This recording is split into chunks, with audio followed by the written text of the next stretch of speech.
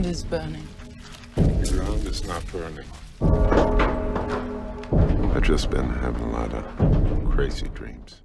Antichrist, de 2009, é escrito e dirigido pelo polêmico Lars von Trier, responsável por Dancer in the Dark, de 2000, e Dogville, de 2003. Caso se interessem por filmes experimentais com conteúdo explícito e um assunto polêmico, este é um filme visceral, de drama e horror de atmosfera, feito para públicos maiores de 21 anos. Gostaria de saber os temas centrais dessa produção de um dos criadores do manifesto Dogma 95. Veja aqui em Cine Semiótica Review sobre uma nova ótica. Pede-se descrição ao terem contato com este filme, pois ele trata de temas sensíveis, como sexo explícito, feminicídio, misoginia, luto e mutilação. Willem Dafoe e Charlotte Gainsbourg compõem o elenco do filme, os quais não são revelados os nomes dos personagens, juntamente com seu pequeno filho.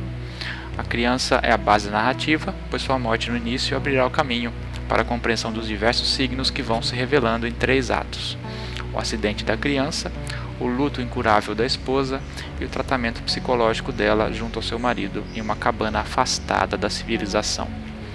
O enredo tem uma estrutura simples. Ato 1. Uma criança se acidenta enquanto os pais transavam, de forma que sua morte causa um processo de luto na esposa. Ato 2. Seu marido, um psicólogo, propõe um tratamento pouco convencional, pois ele, na posição do analista, pede que enfrentem os medos dela em uma cabana isolada na floresta. Ato 3. O tratamento passa a não funcionar, pois há problemas mais profundos no local, que fazem a esposa atacar o seu marido por não mais amá-la. O enredo parece óbvio para um filme de drama e terror psicológico, mas Antichrist é ainda mais profundo.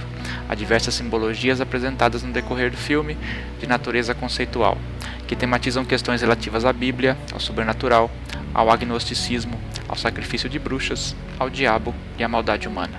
Os signos da civilização contrastam com os signos da natureza. À criança se ligam os signos dos pés invertidos, simbolizados pelos sapatos que fazem a curvatura do pé para o lado de fora, vinculado ao diabo. Outro signo da cultura é a tese da esposa, que ela terminaria de escrever na cabana como parte do tratamento.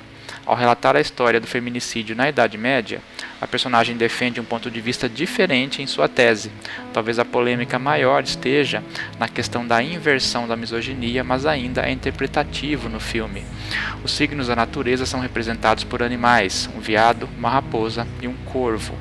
Os 2 primeiros se apresentam como animais que carregam seus fetos natimortos, representando a morte do filho do casal.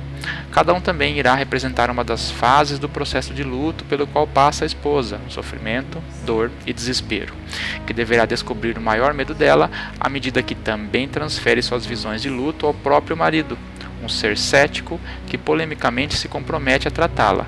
Aos poucos, o marido descobre que a esposa representa a natureza como a igreja do diabo. Em suma, é durante a estada do casal na cabana que são mostradas de forma explícita cenas muito polêmicas, devido ao estado de perturbação de ambos. No entorno das simbologias mencionadas e das cenas violentas entre o casal, há muitas leituras possíveis a respeito dos 3 animais que aparecem. Podem estar relacionados aos 3 reis magos, uma releitura de 3 seres para simbolizar o anticristo. Podem representar a aceitação do mal nas lendas pagãs das bruxas. Também trazem a ideia freudiana do id, ego e superego. Um dos dizeres da esposa refere-se àquele ambiente natural, inclusive o único lugar que possui um nome no filme, como referente ao Éden, Eden, mas novamente uma reconstrução vinculada ao mal, uma espécie de igreja do diabo.